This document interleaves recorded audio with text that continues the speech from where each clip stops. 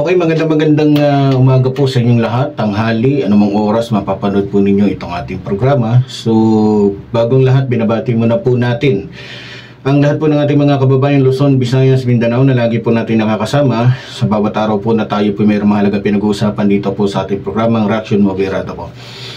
At syempre, binabati din po natin ating mahal na Pangulong Ferdinand Marcos Jr., maging ating minamahal na House Speaker Martin Romualdez, at ang lahat po ng ating mga taga-subaybay at lagi pong sumusuporta sa inyong lingkod. Okay, so sa araw nito mga minamahal ko mga kababayan, pag-uusapan po natin, alam niyo mga minamahal ko mga kababayan, ito ay marami pong nagtataka at marami pong nagdududa ngayon. Kung di pa ako nagkakamali, kagabi po kasi habang ako po nag-i-scroll ng aking cellphone, nabasa ko po doon nakahapon, no? Kung ako nagkakamali, araw ng Martes, November 11, taong kasalukuyan, itong si Bunuan na dating pinuno ng DPWH ay di umano ay nakalabas na po ng ating bansa, at yan po ay inihayag o ipinaalam po ng BI o ng Bureau of Immigration na nakalabas nga po itong si Bunuan kasama po ang kanyang asawa papunta po ng United States. So, base po sa ating nakakalap na impormasyon, mga minamahal ko mga kababayan, na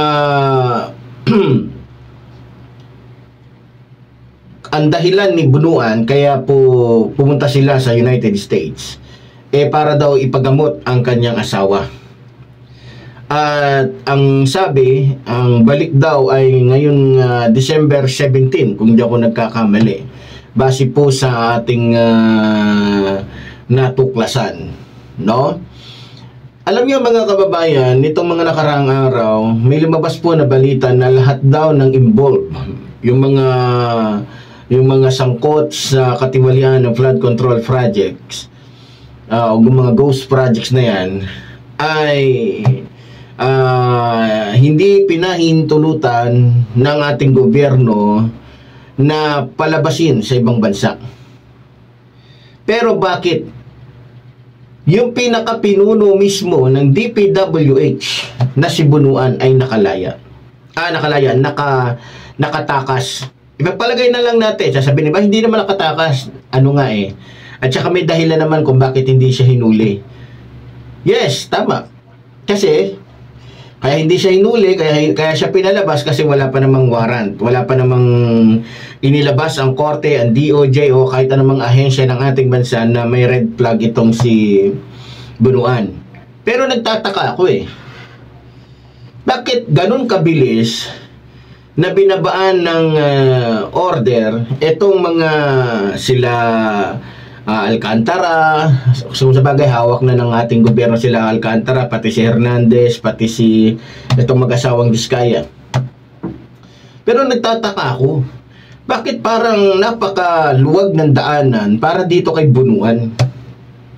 Hindi sa sinasabi kong dapat siyang papanagutin, pero alam naman natin, kung i-analisa natin, kung titignan natin,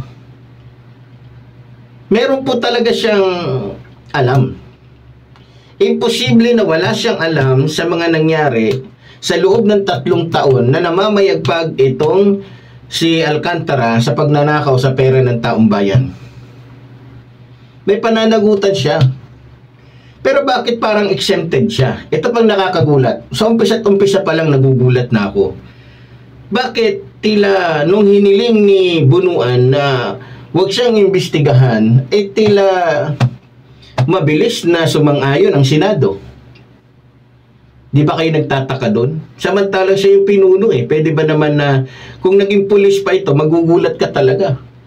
Samantalang ang rules ng pulis o ng kapulisan, kapag ka nagkasala yung kanyang nasasakupan, ang mananagot dito hindi lamang yung kanyang nasasakupan, kundi pati siya mismo na may sakop doon sa pulis na yon na may ginawang krimen. Kaya, di ba? Pero dito sa DPWH, magugulat kayo mga kababayan. Ni-request lang ibunuan sa mga senador na, pwede ba huwag yan ako imbestigahan? Bawawaw, parang mga aso na sunod-sunura sa amo. Pero ako, bagamat ito ay appointed ng ating mahal na Pangulo, hindi ako sang-ayon na wala tong alam. Mukhang nakikita ko na umiiwas po itong si Bunuan.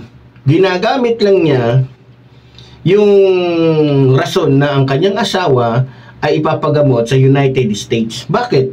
Hindi ba magagaling ang mga doktor dito sa Pilipinas? Bakit sa United States pa? Kasi sosyal, kasi mas mahal. Kung walang ninanakaw itong si Bunuan, kung walang kinuhang pera ito, bakit kinakailangan na doon pa sa United States na samantalang ang halaga ng pera natin, kung ikukumpara doon, ay times 50 plus. Diba? Meron naman tayong heart center kung may sakit sa puso yung kanyang asawa. Lung center, meron din tayo. Espesyalista sa baga, meron din tayo. Sa mata, meron din tayo. Ano pa ba? Ano bang doktor ang hinahanap nila? O baka naman ito ay isang pamamaraan lamang ng umpisa ng kanilang pagtakas sa kanyang pananagutan sa batas. Kasi sa nakikita ko base sa aking pinapanood tuwing gabi patungkol dito kay Bunuan, mukhang lumilitaw at lumiliwanag na talagang may kinalaman dito si Bunuan. Hindi pwedeng hindi niya alam, kahit ngayon kay Alcantara posibleng hindi niya alam yun. Diba? Samantalang siya yung hepe. Huwag mong sabihin na hindi niya alam yung nangyayari sa bawat distrito. Sa bawat district engineer niya, hindi niya nalalaman yung mga galaw nito. Mukhang hindi naman yata ako naniniwala doon dahil halos lahat ng papeles sa buong Pilipinas na mayroong district engineer, lahat ng mga gagawin nila ay dapat may perma at dapat alam ng pinakapinuno nila. Di ba? So, alam niya mga kababayan, ako'y nagtataka lang pagka mayayaman, may impluwensya, ang lagi nilang rason para makatakas sila, may sakit, magpapa-check up sa ibang bansa. Talagang ang kanilang takbuhan, ibang bansa. Kaya hindi natin maaalis sa ating mga kababayan na magduda na itong paglabas ni Bunuan ay sinyalis na ng kanyang pag-uumpisang tumakas sa kanyang pananagutan sa batas. Wala yung pinagkaiba, tingnan nyo. Nung umpisa, bago lumabas yung katiwalian ni Saldico, diba, ang unang rason, ba't nasa labas si Saldico? Ang rason niya, nagpapagamot. Okay, nagpapagamot sa ibang bansa. Sige.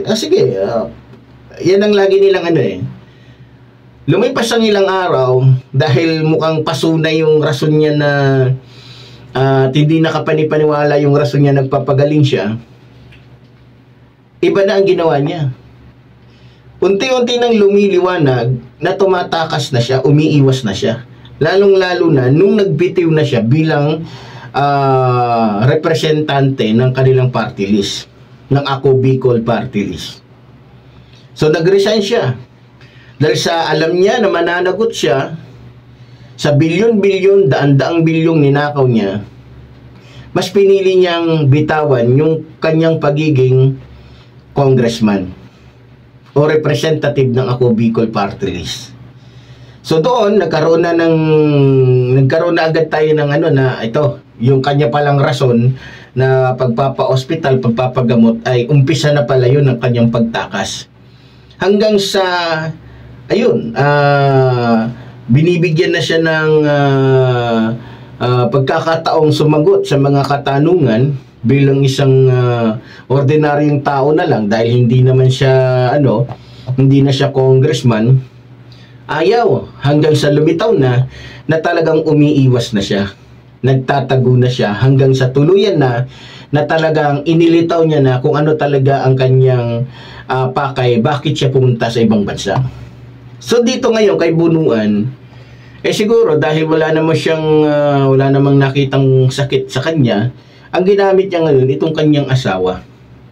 Ginawa niyang panang-sangkalan yung kanyang asawa para magkaroon siya ng way o rason na makatakas. Ngayon, halimbawa lang naman, kung sakaling siya ay bumalik ngayong December 17, mas mabuti.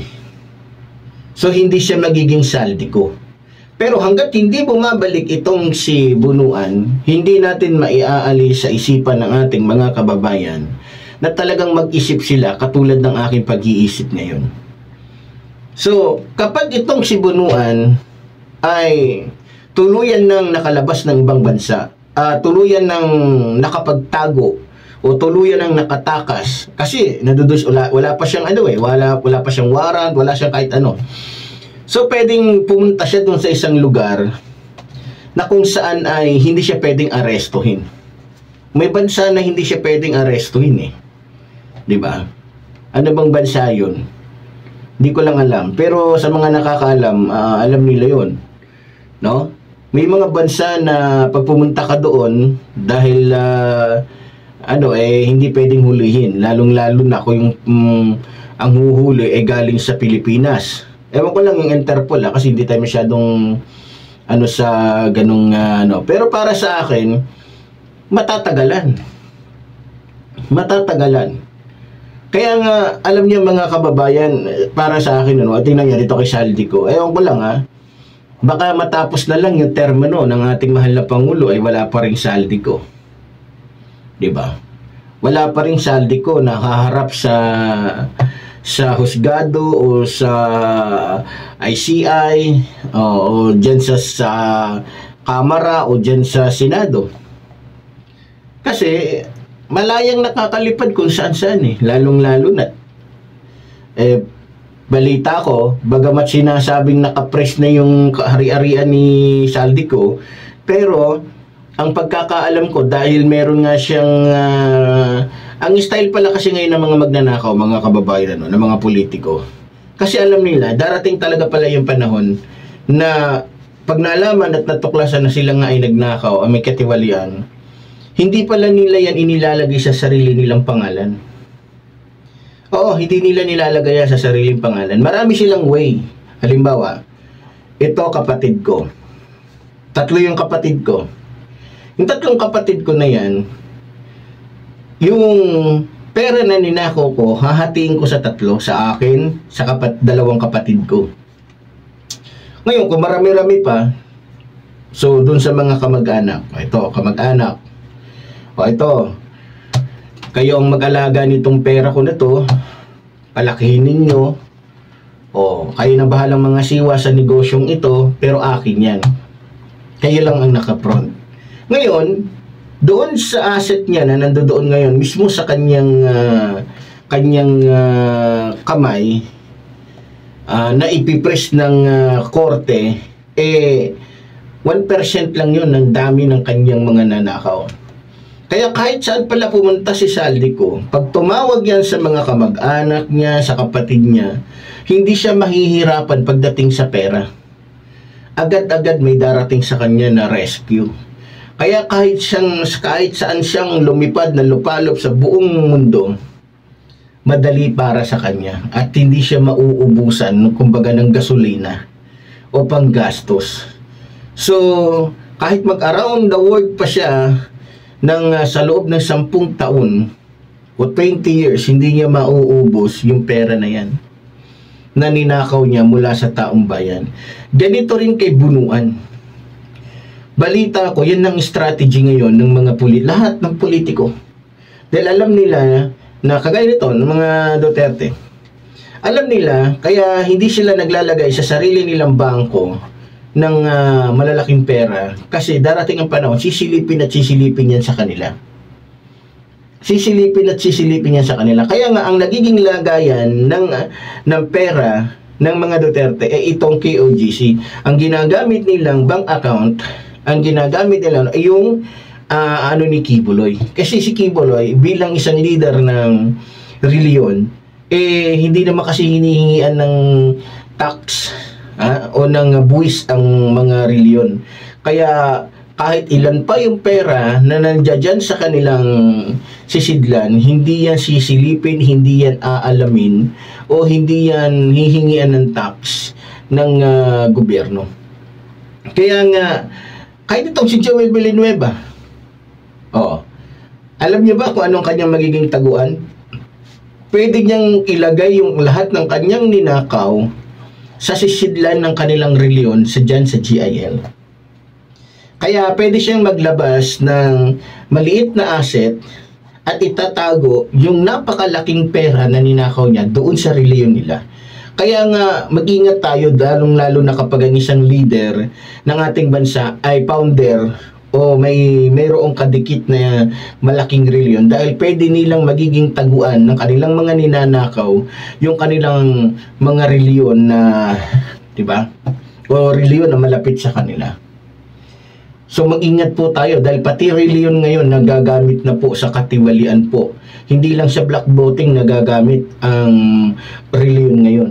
Pati sa pagtatago ng mga ninakaw ng mga politiko. Kagaya nito ni Bunuan. Ito si Bunuan, wise to. Dahil alam niya na ito ang mangyayari na pwedeng impress ng gobyerno yung kanyang ari-arian. Malamang meron tong pamilya na pinagbilinan niya na ng kanyang ari-arian bago siya lumabas ng ibang bansa. Pwedeng yung kapatid niya, mga pinsan niya, pamangkin niya, pwedeng yung mga anak niya. Di ba? Oo. Ngayon, kahit nasa ibang bansa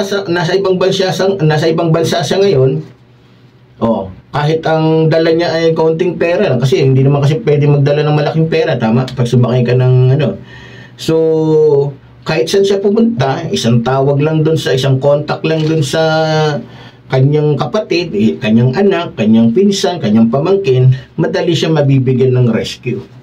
Kaya, hindi niya kailangan magdala ng bagbag na na pera.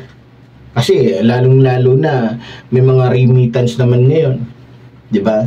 So maraming paraan para maka-survive, para magkaroon pa rin ng pera itong mga magnanakaw nito, no? So ganoon pa man, kung totoo ang sinasabi ni Bunuan na nagpapa-hospital lamang sila, nagpapagamot kasama ng kanyang asawa, na yun talaga yung purpose nila, 'di ba? Mas mabuti. At least mawawala yung agam-agam, yung isipin ng ating mga kababayan tungkol nga sa pangyayaring ito na lumabas siya sa ibang bansa. Sa kasalukuyan na kung saan ay iniimbestigahan ito pong tungkol sa katiwalian dyan sa DPWH. Hindi po natin maaalis yun na tayo magdududa, lalong-lalo na kapag hindi siya bumalik. Itong tignan nyo, itong isipin niyo. Kapag hindi siya bumalik, naalala niyo si Saldico. Pag hindi bumalik si Saldico, ang sisisihin ng mga Pilipino, si Martin Romualdez. Kasi, bagamat sinasabi ng iba, tao daw ni Duterte si Saldico, pero sa administrasyong ito, kitang-kita naman po ng ating mga mata na close, sanggang dikit, itong si Saldico at ito pong si Martin Romualdez. Ngayon, kung sasabihin nilang si Saldico ay tao ni Duterte, mukhang malabo Kasi kung totoong tao ni Rodrigo Roa Duterte, itong si Saldico, bakit nung panahon na iniimbestigahan si Sara Duterte tungkol sa 125 million na confidential fund, tila nangunguna si Saldico para manawagan na ipakulong si Sara Duterte. Kung ikukumpara ninyo sa mga ulupong nila na kagaya ni Bato, ni Bongo, ni Robin, hindi pa nga kumaharang na, kumukontra na. So mukhang malabo na sasabihin natin na tao ni Rodrigo Roa Duterte. Meron ako nakitang picture na magkasama nga si Saldico at saka si Rodrigo Roa Duterte. Madali naman yun kahit sino pwedeng magpa-picture eh. Lalong-lalo na kung isang tao ay popular. Lalong-lalo na kung isang tao ay sikat. 'Di ba? So hindi ibig sabihin na sa picture nila magkasama 'di ba? Aso na agad. Marami namang picture si Sara Duterte at maging ating mahal na Pangulo. May picture din sila sa alam niyo na, politika 'yan eh. Parang showbiz din 'yan. 'Di ba? So hindi natin pwedeng gawing batayan 'yon. So kaya nga pag habang hindi bumabalik si Saldico, ang sisi ng lahat dito kay Martin Romualdez. At iisipin na sinadyang patakasin si Saldico para hindi lumabas ang katotohanan. Ngayon, kapag hindi naman bumalik itong si Bunuan, sino ba ang nagtalaga sa kanya? Hindi ba't ang ating mahal na Pangulo? Kapag hindi bumalik itong si Bunuan, sa loob ng tinakdang panahon na sinasabi niya siya ay babalik, December 17, sabi niya kamo. Dapat bago December 20, nandito na siya sa Pilipinas.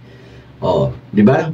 Ngayon, pag hindi siya dumating at nagkaroon ng maraming ibang mga dahilan hanggang sa mapaso na yung dahilan, ayun. Ang masisisi dito, sa totoo lang, ang administrasyon. Sasabihin ng mga DDS, sinadya yan. Pinagplanuhan talaga nila yan na wag mo nang kasuhan si Bunuan para makatakas, para maluwag na makalusot sa airport dahil walang sagabal. Yun, habang siguro maraming maglalaro sa isipan ng ating mga kababayan at sasabihin pa nila na marahil siguro alam na ng gobyerno na ito na tatamaan si Bunuan, dahil pag tinamaan si Bunuan, dahil ang ating mahal na Pangulo ang bigay sa kanya ng katungkulan, malamang kasabwat dito si PBBM. So ganoon na magiging usapin. Ngayon, kung talagang itong si Bunuan ay sinasabi niya wala siyang kasalanan, patunayan niya, alang-alang sa ating mahal na Pangulo. Dahil nakasalalay sa pagkatao ni Bunuan ngayon yung administrasyon. Dahil pag hindi lumutang si Bunuan sa loob ng itinakdang panahon na sinasabi niyang babalik siya, maraming magdududa at marahil siya ay isa sa makakasira sa administrasyong ito. Dahil mapupuno ng batikos ang ating mahal na Pangulo. Nakita niyo naman, di ba? Wala namang ginagawang masama ang ating Pangulo, pero kung batikusin, kung siraan ng ating mga kalaban ay ganun-ganun na lang. Mas lalo na kapag hindi dumating, pag hindi bumalik itong si Bunuan, iisipin ng mga Pilipino, lahat ng may koneksyon, magmula kay Martin Romualdez, maging kay PBBM, ay mukhang maluwag na nakakatakas sa kanilang pananagutan. At iisipin ng mga Pilipino na may kinikilingan ang ating gobyerno ngayon. 'Di ba?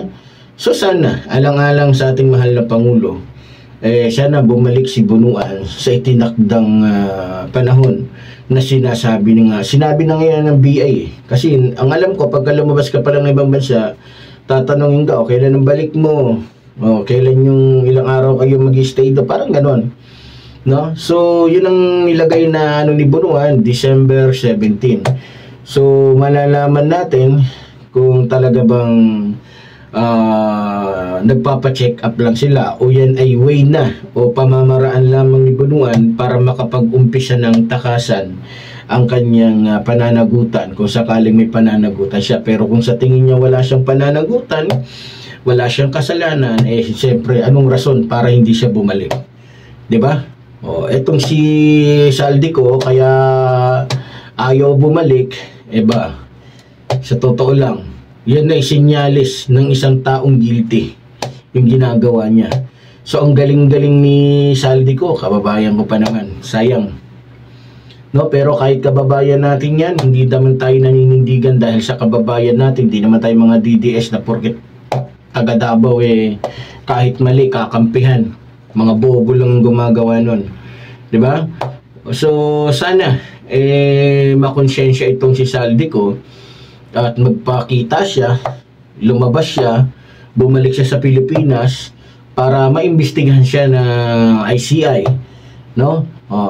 So para nang sa ganun, masabi din niya kung sino talaga yung sino-sino yung mga naging kasabwat niya, sino-sino yung kumita doon sa mga ninakaw nilang bilyon-bilyon para magkaalaman, no? So kasi hangga't hindi siya lumalabas, sa totoo lang apektado po dito maging ang ating mahal na Pangulo. Kasi hindi natin maiiwasan na dahil nga sa hindi paglutang ni Saldico, lumalabas na pinalalabas ng ating mga kalaban na ito ay talagang sinadya ni Saldico o malamang ay pinag-usapan ni PBBM o ni Martin Romualdez na huwag siyang babalik para hindi lumabas ang katotohanan. So yun ang nasa isipan ng ating mga kalaban. Pero sa atin, excuse me po, kumpiyansa naman tayo, tiwala naman tayo sa ating mahal na Pangulo na hindi sayang yung ating paninindigan para sa kanya, no? Kumpiyansa naman ako na talagang walang kinalaman dito ang ating mahal na Pangulo. Kaya nga hanggang ngayon tayo po'y naninindigan sa ating mahal na Pangulo dahil siya po ay talagang makikita naman natin sa kanyang mga ginagawa, yung kanyang tunay na pagsiserbisyo, pagmamahal sa ating bansa, lalong-lalo na sa mga Pilipino. So, sana hindi yan ang at sana mali din ako sa aking suspetsya na malamang yan ay way na ni Bunuan para makatakas sa kanyang mga kasalanan. Okay, so muli po tuloy po rin sinasabi ng lingkod, mabuhay po ang ating inang bayan, mabuhay po ng mamahal sa ating inang bayan. Maraming salamat po.